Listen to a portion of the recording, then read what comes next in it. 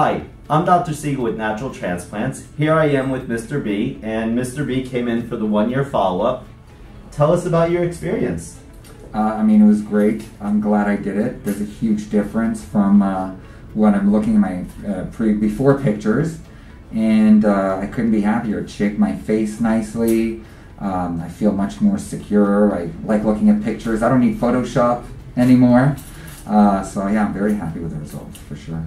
And what we did is we actually lowered your hairline approximately 2 centimeters, maybe 2.5 centimeters, something that was bothering you for quite some time. Mm-hmm. And this is all natural hair. You go swimming in it, you go diving in it, play sports in it, and we're going to show before and after pictures.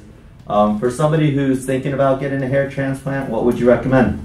Definitely go with it. This has changed my whole outlook on everything, and I feel so secure and happy in my own skin now, much more than before. And your incision site?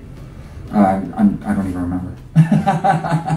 I'm Dr. Siegel with Natural Transplants. Again, it's great seeing you. Thank you so much for coming in for the 1-year follow-up, and we're here for you whenever, if ever you need us in the future. Thank you. Thank you. Great.